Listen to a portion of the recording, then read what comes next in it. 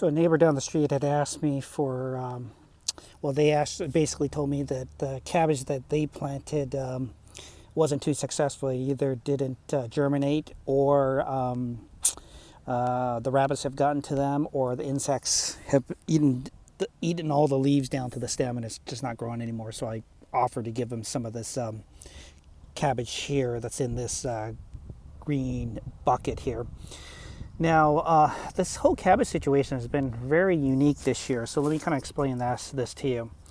So, I planted my cabbage. I planted some in late January, early February, and I did a couple different ways of growing them, and it's amazing how these differences affected the size of this. So, this cabbage here in late January, early February, I planted from seed. And I actually planted this cabbage in a Jiffy Pete pot.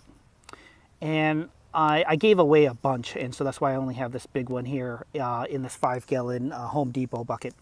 But I grew the seed from a Jiffy Pete pellet, and so it sprouted a day or two earlier than the other ones that I grew in perlite. And then on top of that, I kept the plant indoors under a grow light for a considerable amount of time before putting it back out here. And so although all of these have been planted about the same time, this one here has done really, really well. I mean, as you can see, the head is forming inside of here, and look how big this foliage is. And so comparing the size of all this cabbage, it's amazing how this one that I started in the Jiffy Pete pellet with a little bit of that peat moss soil does so much better. Now I went ahead, and just because it's easier for me and for watering purposes, I like to use perlite, plus I'll go ahead and grow these hydroponically very shortly. So what I did was I planted the seeds. I planted most of them in the perlite and in these K-cups. Now this one here that's medium size, the second largest ones. As soon as it seeded and sprouted, I put it under the grow light, and I kept it under the grow light for about 2 to 3 weeks before bringing them outdoors. And we've had some on and off cooler weather, not freezing weather, but it's been the high 30s, low 40s in the evenings for a considerable amount of time. And these grew okay after I took them away from the grow lights for about a 2 to 3 week period. Now these ones here, as you can see, they're a little bit smaller, right? These ones here, I did not put them out of the grow light, and part of the reason why I did it is I just didn't have the space. So as soon as they germinated from me planting them indoors, I brought them out here, and look how much smaller it is, because it didn't get the 2 to 3 weeks of the grow light to establish its foliage before I brought them outside. And you can see this one here that had about 2 to 3 weeks indoors in the grow light, and these ones here that I didn't put under the grow light. As soon as they germinated, I went ahead and brought them outside. Now I planted a few seeds in these K-cups in perlite, and I did not germinate them. I did not keep them indoors, and I just basically planted them and planted the seed and sowed the seeds, and I brought them immediately outdoors. And look how small this one is. I mean, that is ridiculously small because it took forever to germinate. We were lucky that we had 70 and 75 degree weather a few weeks back. Was for, this typically happens here in the Pacific Northwest area. We'll get what I call the fake spring, where all of a sudden we'll get a few days or a week, 5 days of really good 70 to, I think one of the days was actually 80 degrees. It hit our first 80 degree weather a few weeks back. And we had a stretch of about 5 days where we had 70 to 80 degree weather. But it had a hard time germinating, and because it's been out here the whole time from sowing the seed to growing, look how small the plant is. So that one was outdoors the whole time. This one here was so the seeds were sown in the perlite in the K-cups indoors, and as soon as it's seeded and the foliage was showing, I brought them outdoors. And if you look at the stem, it's very interesting. This stem is so thin, right? And then these ones here, I went ahead and gave it a 2 to 3 week jump start in the grow lights, and look how big they are. And then the one that I kept under the grow light for a considerable amount of time, and I grew in the Jiffy Pea Pellet. Look how big it is. I mean, it's kind of night and day how, I've done it 4 different methods, and kind of the size and where we are with the cabbage. Now, just a heads up, I should have probably told you this early on in this video, but with cabbage, it's a very cold, frost tolerant vegetable, and you can go ahead and plant them when there's still frost on the ground, or frost comes and goes throughout the very late winter, early spring period. Here in Zone 8B in the Pacific Northwest, somewhere between late January and early February is when I start doing the cabbage, cauliflower, and broccoli.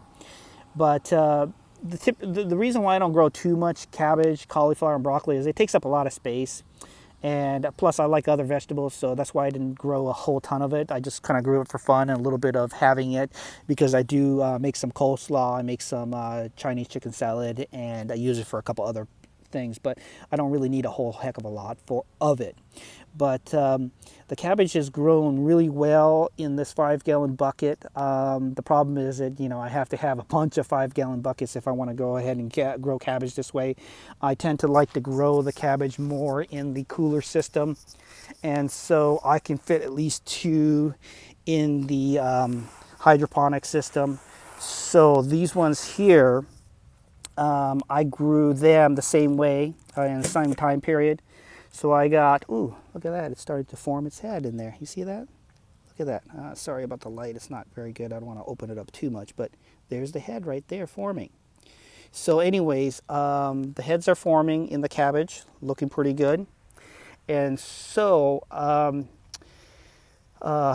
with these 2 coolers here, I went ahead and did them hydroponically. So as soon as I sowed the seeds, they sprouted in the perlite, and because perlite isn't like soil, it's not like that Jiffy Pea Pellet dirt stuff, I didn't really have to rinse it off. I was able to just take it out of the perlite K-cups and immediately transfer it into the cooler buckets, and I grow these hydroponically.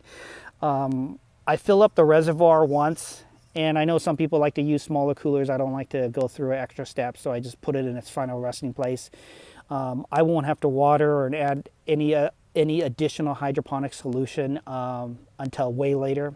And it's not like tomatoes that suck up a lot of the solution. And so in a future video, I'll talk about the different kinds of hydroponic solution. I know some people who are doing normal gardening don't want to hear that or are interested in that, but I've had a few people send me personal messages asking me, hey, can you kind of go over the different hydroponic solutions. Currently right now I'm using the Master Blend solution with the Master Blend, the Epsom salt, and the calcium nitrate.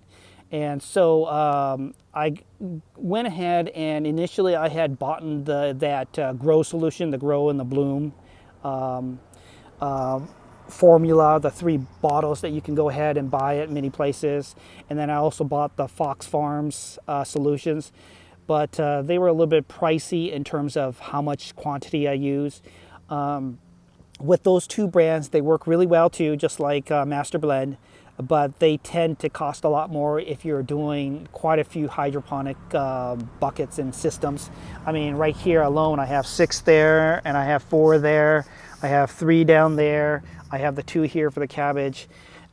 In the middle of the growing season, when we're talking about summertime, I'm going through somewhere between 30 and 50 gallons of solution per day. And so it's much more economically sound for me to buy the Master Blend solution, the granules. I mix the solution by myself. I buy the 10 or 20 pound bags, and that lasts a long time. And so that's just more economically feasible for me since I'm doing such a large amount of of solution mix for so many of my buckets here, and so that's the reason why I tend to stay away from the Fox Farms and the Bloom and Grow variety bottles. But if you're not doing as in-depth and as many hydroponic solution buckets like I'm doing, I think you can go ahead and buy the Fox Farms or the Bloom and Grow variety, and that'll be just fine. But I'll do that in a different video, but hopefully this whole cabbage video helped a little bit, and I'll be in touch again soon.